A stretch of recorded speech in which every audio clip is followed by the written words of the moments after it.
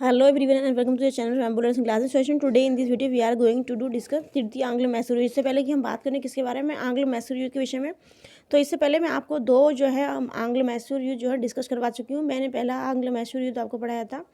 पहला आंग्ल मैसूर युद्ध पहला आंग्ल मैसूर युद्ध मैंने आपको पढ़ाया।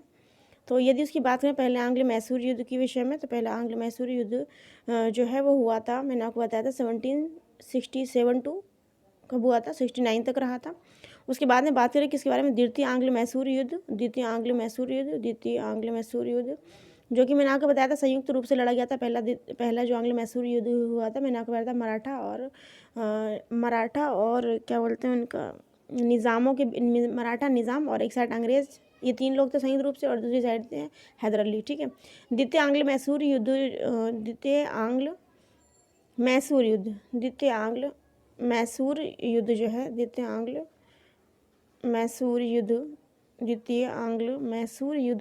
जो है वो कब हुआ था, मैंने आपको पढ़ाया था 1780 से लेकर के 1784 के बीच हुआ। ठीक है। ये जो है करीब 4 साल तक चला। तो बात करें इसके बारे में, ये जो पहला जो युद्ध हुआ था आंग्ल मैसूर युद्ध, ये करीब हुआ था 2 साल तक चला। ठीक है। उसके बाद में बात करें द्वितीय आंग्ल मैसूर युद्ध जो कि 1780 से 84 के बीच में लगभग ये 4 साल चला। ठीक है। प्रथम आंग्ल मैसूर युद्ध हमने पढ़ा 1767 टू 1769। ठीक। आज हम पढ़ने हैं तृतीय आंग्ल मैसूर युद्ध, जो कि आज का मेरा टॉपिक है जो हम पढ़ेंगे। चलिए देखते हैं, लेट्स सी तृतीय आंग्ल मैसूर युद्ध। ठीक है।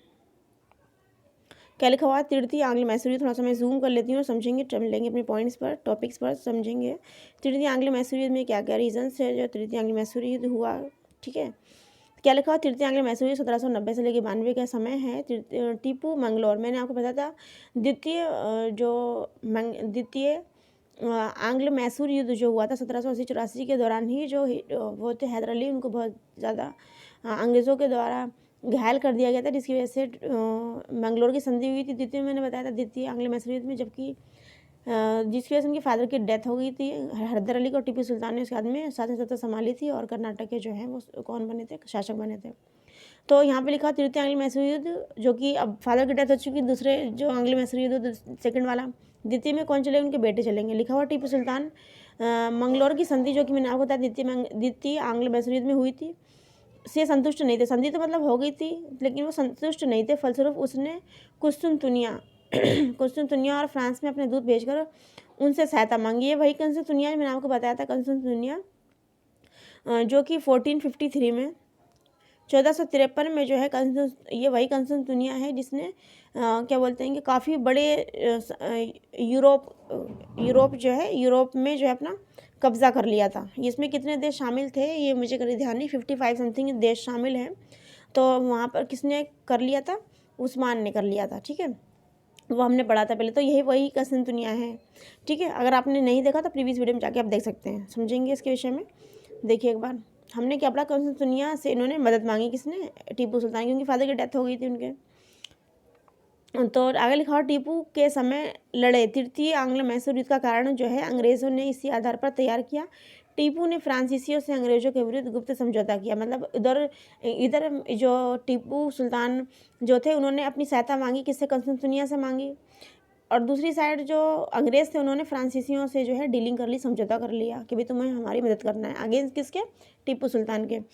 टीपू ने 1779 में त्रावणकोर पर आक्रमण कर दिया, और उसके बाद में कॉर्नवालिस 1790 में सेना का नेतृत्व करते हुए, सेना को लीड करते हुए वेल्लूर और बेंगलोर पर अधिकार कर श्रीरंगपट्टनम पर उन्होंने आक्रमण कर दिया। ये किसकी बात हो रही है, कॉर्नवालिस की बात हो रही है। ठीक। कॉर्नवालिस, ये वही कॉर्नवालिस हैं जिनको किसी चीज़ का जनक कहा जाता है। उन्हें ध्यान नहीं आ रहा, आप कमेंट बॉक्स में बताएंगे कॉर्नवालिस को किसका जनक कहा जाता है। ठीक है। हाँ, सिविल सेवा का जनक कहा जाता है कॉर्नवालिस को। कॉर्नवालिस का क्या जाता है, सिविल सेवा का जनक कहा जाता है। ठीक है।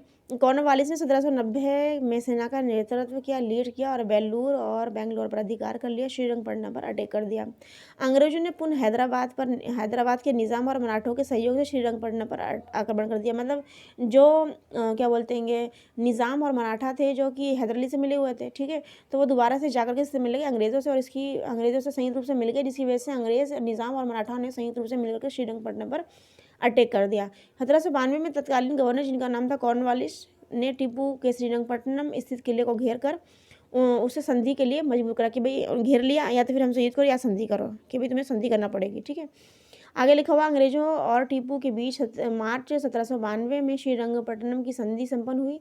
संधि की शर्तों के अनुसार टीपू को अपने राज्य का आधार हिस्सा जो है अंग्रेजों तथा उसके सहयोगियों को देना था।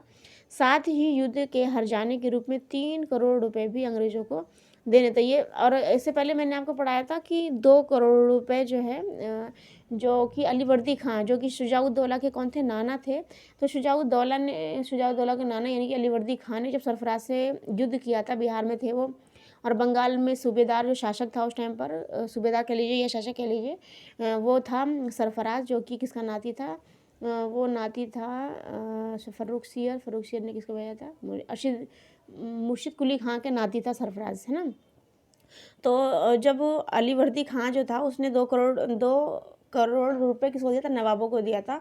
और किसके लिए दिया था, वो जो है इसलिए दिया था ताकि जो सरफराज है उसको पद से हटाया जा सके। और उसने जो है कौन सी जगह थी जहाँ पे युद्ध किया था, मुझे जगह का नाम ध्यान नहीं आ रहा है, आप कमेंट बॉक्स में बताइएगा उस जगह का नाम क्या है। मैंने आपको बताया था कि वो एक जगह पे युद्ध हुआ था, है ना। देखिए माइंड में से स्लिप हो रही वो चीज़, युद्ध हुआ था सरफराज खां और अलीवर्दी खां के बीच युद्ध हुआ था 1740 के बीच में, है ना। तो बाद में उन्होंने जब नवाबों को 2 करोड़ रुपए दे दिया था, तो वो उसके बाद में जो बंगाल एरिया था वो अलीवर्दी खां ने चीटिंग करके वो ले लिया था, और नवाबों को इन्होंने पैसा खिला दिया। तो वहीं ये चीज़ कही जा रही है कि युद्ध के हट जाने के रूप में 3 करोड़ रुपए भी अंग्रेजों को देने थे, किसको, टीपू सुल्तान को। तो देखिए कितनी, एक तो चीटिंग कर रहा है सामने वाला बंदा, और इस तरीके से उनको हर्जाना भी देना पड़ा था।